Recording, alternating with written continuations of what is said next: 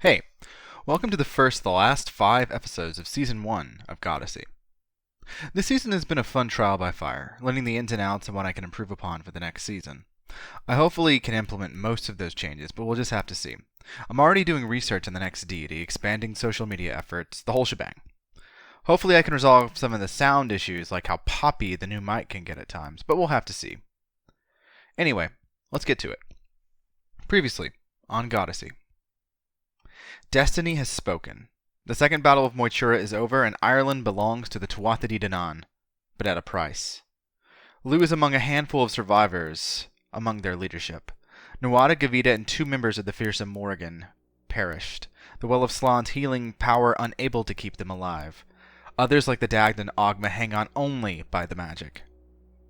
With the Fomorian threat destroyed, Lugh has less than a year to prepare his people for the coming of the fairies of Tir na Nog. But before that, Ireland needs a new king, a role Lugh is not certain he wants. Welcome to Goddessy, Episode 26, The Shifting of Ranks.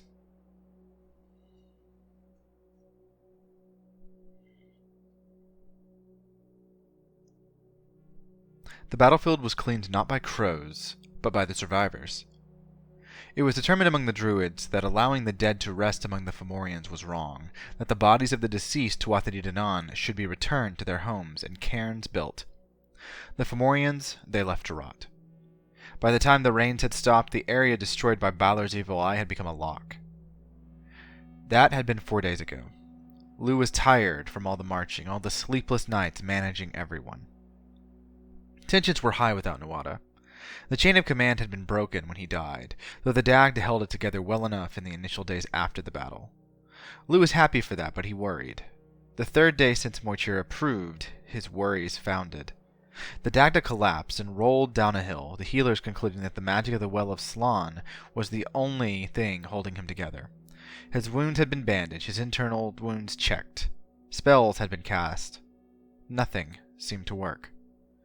The Dagda was dying, and would not survive when the spell of the Well of Slan wore off.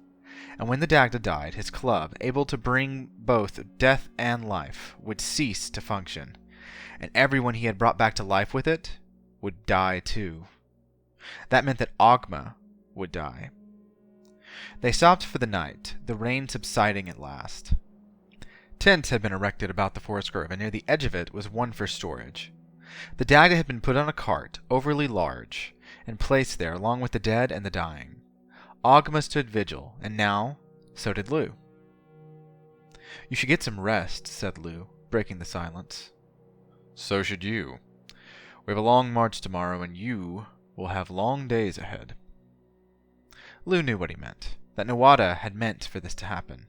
He had been grooming Lugh to take the throne. Ultimately, it was not Lugh's choice. It was not anyone's choice. The Stone of Fall would choose. He would stand before the Stone of Fall, and it would sink, or it wouldn't, and someone else would take the throne. One step at a time. He needs me right now. "I need you to take things seriously, boy," came the booming voice of the sleeping giant. The Dagda sat up, groaning as every muscle and wound ached, giving rise to hisses and curses. Both Ogma and Lugh tried to help him, but he shoved them away. "If I cannot take care of myself, then I should be rightly dead already." "You're in a right mood, great-grandfather," said Lugh, looking to Ogma. Both were worried, but Ogma did not correct Lugh's tone. "You need to eat and regain your energy." The giant's hair was frayed, his face pale. Sweat clung to him, and he seemed to be running a fever from the puffy bags under his eyes. Even sitting up, he was taller than either man, and Ogma was not inconsiderable in size. "I fear I will never regain my energy. I think it was the Morrigan. When I sought prophecy at Samhain, it sapped me of my energy. I did not fight at my full potential. I will never return to it. I will diminish forever." Who was this man, Lugh wondered? Where was the wise druid of the Tuatha Dé Danann, their chief, their great leader who brought them to this land? They had taken Ireland, and it seemed to Lugh that he was no longer the jolly giant he had always been. He was scared. He was weak. His vitality was gone, and he was the god of vitality, of life. The Dagda looked to Ogma, putting a meaty hand on his not inconsiderable shoulder. How are you, Ogma? Are you holding up, nephew? Ogma nodded, somehow more passive and pensive. I am making my peace with it. I feel fine. Who else have you revived with your club? The Dagda shook his head. Few here. The others are in Lachlan, when I discovered my power. But otherwise the Fomorians killed those I revived. Not intentionally, I think. They did not know my club's power. Where is it? The harp. The cauldron. Lugh pointed out of the tent at the joyful gathering outside. Angus has your cauldron and is feeding the host with it. He has the harp in the club as well, though he's only carrying them. Well, not the club. He keeps it in a cart, but nonetheless. The Dagda coughed loudly. Arrogant boy! Good thing he is using the cauldron, but still, I am very tired with that boy's arrogance. I am very tired. Then you should rest, great-grandfather. I will go and get you some food, and I will look sternly at Angus, and I will check on Bridget. He did. He glared at Angus with a grin, and Angus glared back with a grin. As he walked through the host of the Tuathiri Danann and their Firbolg allies, he was met largely with accolades, for most expected him to be king. But not everyone was so happy with this. Some had been loyal to Turian before his death, and Lugh knew that. He would never win them over. This did not bother him. What did bother him was that Bridget kept Brez in her tent. The Dagda had been clear. She was not to slay him. Brez had to stay alive to fulfill his end of the bargain that Lugh and the druid Meltna had set up. Brez would teach them to farm. The tent was warm, dark, and illuminated only by the fires outside. The warmth did not come from that fire, though. It came from the rage in Bridget. Sitting on her wooden bench, Brez sat chained before her, well-fed but gagged. He stared back. Every day Lugh checked on her. This was how he found her, and every day they said nothing. Tonight would be different. Your father is awake, Aunt Bridget. She said nothing. Brez looked at him, perhaps desperately, but Lugh did not care. He would let Bridget burn him if he could, but the plan had been sound. Come spring, they needed him to tend to the harvest. Have you had anything? The starkness of her cheeks told him that she had not eaten. In days, perhaps. You should eat. See your father. See your people. Your people, Lugh. She turned and looked to him. They are your people now. But you are the queen. She smiled. I was. Now? My king is in chains in my tent, and his life is forfeit. And I cannot kill the man responsible for poisoning my son against me. But you are right. I should see my father. Guards! 2 guards came in. Watch the prisoner. Kick him if he moves. Hard if you are so inclined. Lugh walked with Bridget into the heart of the crowd, and the two were hailed. Both got their foods, making pleasantries, and joined the Dagda and Ogma. The 2 giants ate loudly and gladly, the Dagda belching. You look well, daughter. You have all the glory of a sovereign queen in you now, and I should know. Tempered by sorrow, admittedly, but your fire still burns. You are glorious, daughter, and I mourn with you. She said nothing, but held her father's hand. We should think of the coronation, father. Lugh, as I am a sovereign queen, I can crown you. We all know the stone will accept you. But what is your next step? You are now the first of our people to rule over a united Ireland. The Firbolg cannot overthrow us and have accepted their place among us. Your critics will be there, though. How will you rule? The Dagda nodded, belching again. She is right. Nuada did not train you. Did you learn in Tirnanog? Did Manannan teach you how to rule? Lugh nodded. He did. Statecraft was one of my lessons, but I fear those lessons are for naught, given that Manannan is now coming for my throne. You will think of something. You have almost a year. Lugh looked to the Dagda, smiling weakly. He did. I did not make it easier. I would rather rule with you, with Ogma, with Bridget at my side. Bridget shook her head. I have decided. I was Nuada's queen because I knew the final battle was coming and we needed the stability. You? You can choose your own queen. Your aunt needs time. Time to heal. Time to wander. Time to give my gifts to the land. I would like to retire to Kildare and from there teach our people my gifts. We will need a new generation of smiths, and without Gavita, I am the most skilled among them. I will give laws, judgment, act as arbiter of peace. It will suit me. Lugh had no objections to what Bridget said. Both of your identities have been too long tied to the war with the Fomorians, said the Dagda sadly. You have been tied to this problem for too long. Now, Lugh, Bridget, I give you my blessings for each of you to find the life beyond this war. We are the victors. To us go the spoils, Lugh, your destiny is at hand. Your grandfather is dead at last. You can find an answer for the fair folk who threaten us. I must ask, Lugh, when we die, when we go to the other world, to Tir na Nog, does that not mean you will face the fairies in the field of battle, and we will be with them? Nuada, Ogma, the Morrigan, myself, Turian and his sons, your father and mother? He had not considered any of that, but the Dagda was right. You have all of our skills, Lugh Longarm. You are the most versatile of us all. That puts you in a unique position of knowing how to overcome us, if necessary. You will think of something. And you won't be alone, reminded Bridget. This time her smile seemed truly warm. She, at least, would be there. That was enough, Lugh realized. It was more than enough. They arrived at Tara the next day, hailed as the conquering heroes by the sick and elderly. The healers from Slan attended to the wounded, making a list of those who would recover in time and those who would not. Before they could get too far, the Dagda, made better by Dianset and Ermid enough to stand, led the procession to the hill of Tara, to the Stone of Fall. King Nuada was a fine leader, and went into battle knowing well that he would not return here this day. He knew who he wanted to replace us, driven by a sense of destiny, and we all know who he wanted. Lugh, son of Kian, son of Dianset, son of the Dagda. Lugh, who slew Balor of the Evil Eye, captured the traitor King Brez, created the plan that ultimately saw us win the Battle of Moichura, is ready to lead us. Lugh, are you prepared to stand before the Stone of Fall?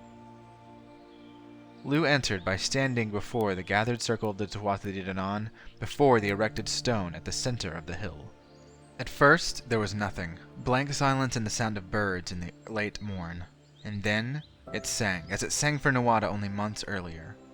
The song was loud, a hum that rung out and shook Lugh, shook them all to the bone. The buildings behind them rattled. And then it subsided.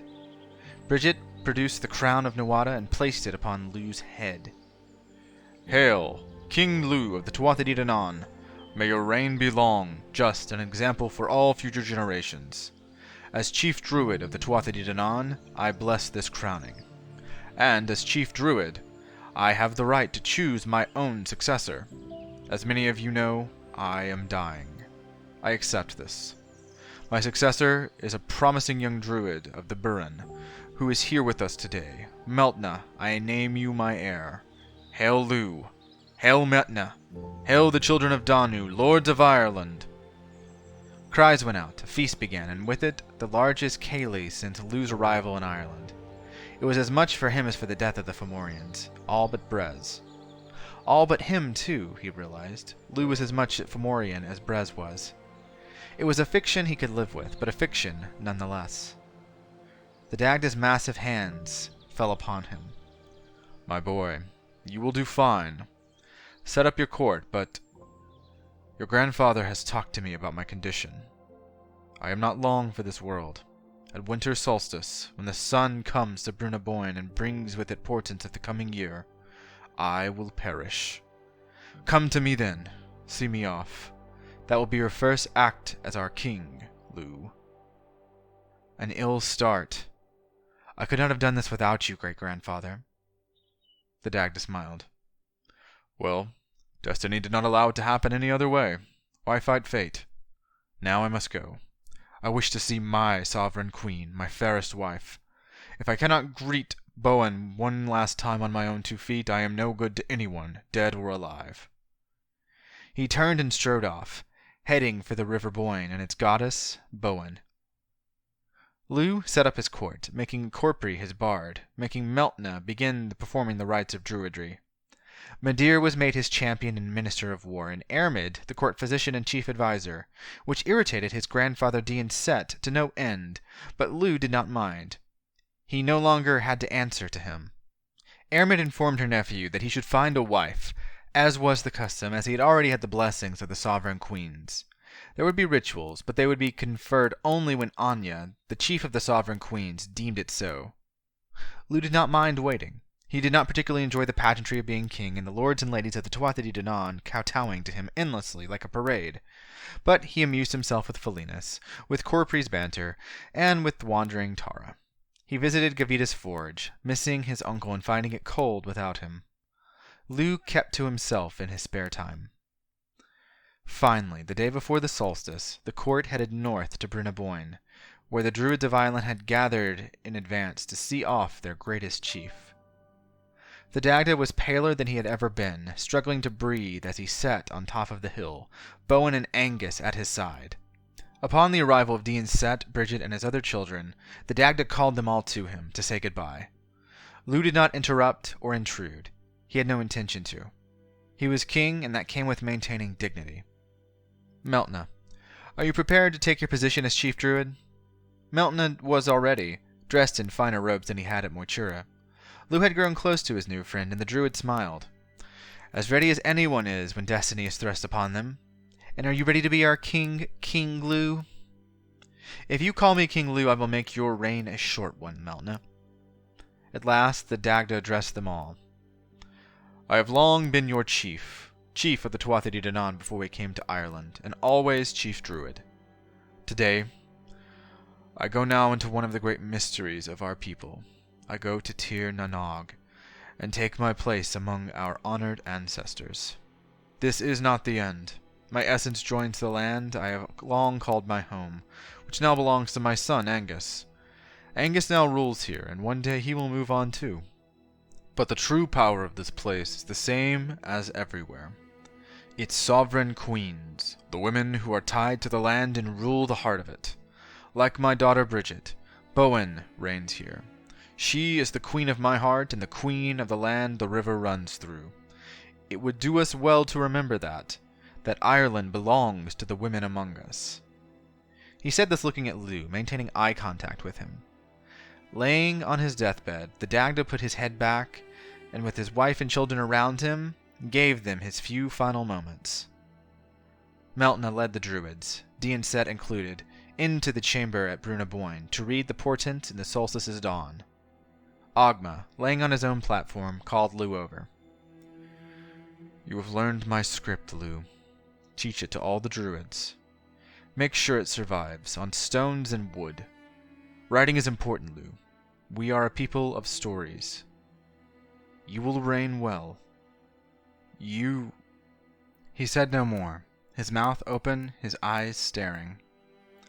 Ogma passed when the Dagda passed. All that was left was the crying of Bowen and the song of Bridget. She began keening for her father. Lugh did not listen to it. In Ogma's cold face, he felt the full, blistering wind of the winter solstice as Meltna returned. Good portents, Lugh. Good portents. Lugh was not so sure. It was well into the depth of night when they returned, and Lugh sat alone on his throne, with a goblet of wine, the spirit of Asal, and his woes, but also Felinas, who alone understood Lugh's sorrow, it seemed. At his orders, the door of the palace had been left open, while the fires burned before him. A way to regulate his temperature. The wine helped, too. The figure stepping out of the moonlight was willowy, barefoot, and walked with pride. Lugh thought it was Bridget at first, but the thought of her barefoot wandering through Tara seemed wrong. I typically reserve the palace for brooding alone at night. How may I help you? The wine flowed. He could not focus on her. I am here to help you, my son. It has been too long.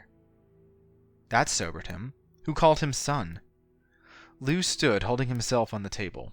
His cloak fell behind him. She was older, visibly older, her hair white as a sheet, but her skin had not aged. From her feet up she was caked in mud, as was the bottom of her worn dress. She had worn it for years, Lugh realized. Last time he had seen her, she was wearing this dress, in fact. Less than a year for him, But his time in Tir na nog had aged him unnaturally. Wandering the cold lands of Ireland had aged her too, but she was a sovereign queen. Taltu? Taltu, you've come? My foster son is King of Ireland. He knows Andana Shi planned to come to Ireland and claim it, based on a deal that I made. And I can help you deal with them, without losing a single drop of blood. The aloneness that filled Lugh since Mochura left immediately. How? Please, Taltu. I'm at a loss. She smiled, taking a seat from him across the table. Has anyone told you the story of the first Battle of Mochura?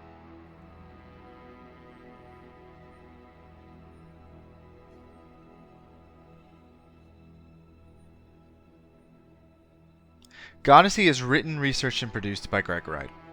Additional writing and editing by Sydney Yeager, who finished her dissertation. You go, girl. Music by Scott Buckley, who can be found at www.scottbuckley.com.au. You go, boy. Additional sounds by Berg Records. We're active on social media now. Check us out at The Goddessy Podcast on Facebook and Twitter. Maybe we'll add an Instagram soon, who knows? If you want to support the show, we also have a Patreon, which we'll be updating with different benefits soon. Goddessy releases every Monday. 4 more episodes for Lugh. See you next week.